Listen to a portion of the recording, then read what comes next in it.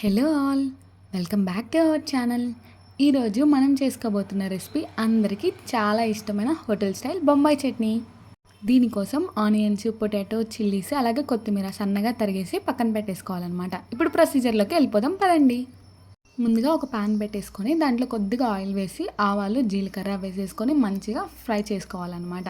ఇవి కొద్దిగా ఫ్రై అయిన తర్వాత పచ్చిమిర్చి అలాగే మనం ఇందాక సన్నగా తరుక్కున్న ఆనియన్స్, పొటాటో వేసుకొని మళ్ళీ ఒకసారి బాగా మిక్స్ చేయాలన్నమాట.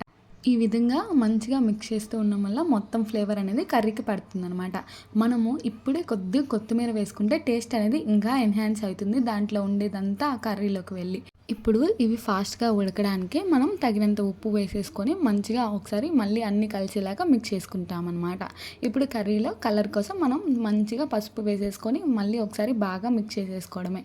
తర్వాత కొద్దిగా వాటర్ వేసి, అంటే వెజిటేబుల్స్ అన్నీ ఉడికేలాగా అవి కొంచెం మునిగేలాగా వాటర్ వేసేసుకొని మంచిగా లిడ్తో క్లోజ్ చేసేసి ఈ వెజిటేబుల్స్ అన్నీ ఉడకబెట్టుకోవాలన్నమాట.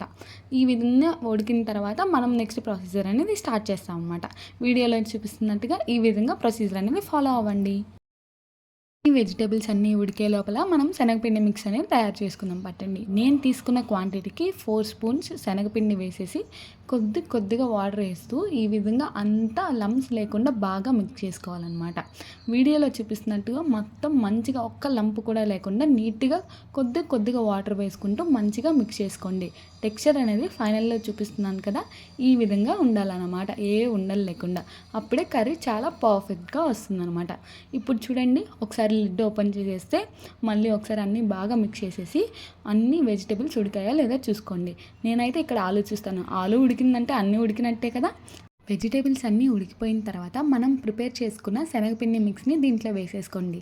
తర్వాత మీ క్వాంటిటీకి సరిపడే వాటర్ వేసేసి కొద్దిగా ఈ విధంగా మంచిగా మిక్స్ చేస్తూ ఉండండి అనమాట. ఇప్పుడే బాగుంటుంది. ఇది ఖచ్చితంగా లో టు మీడియం ఫ్లేమ్లో పెట్టి మనం వాటర్ వేసిన తర్వాత మిక్స్ చేస్తూనే ఉండాలి. ఈ విధంగా బబుల్స్ లాగా ఫామ్ అవుతూ థిక్ కన్సిస్టెన్సీ వస్తూ ఉంటే మన కర్రీ అనేది రెడీ అయిపోయినట్టు అనమాట. ఈ విధంగా కన్సిస్టెన్సీ అనేది మంచిగా థిక్గా మారిన తర్వాత బాగా ఒకసారి మిక్స్ చేసేసి కొద్దిగా కొత్తిమీర వేసేసి మళ్ళీ ఒకసారి స్టవ్ ఆఫ్ చేసేసేయండి.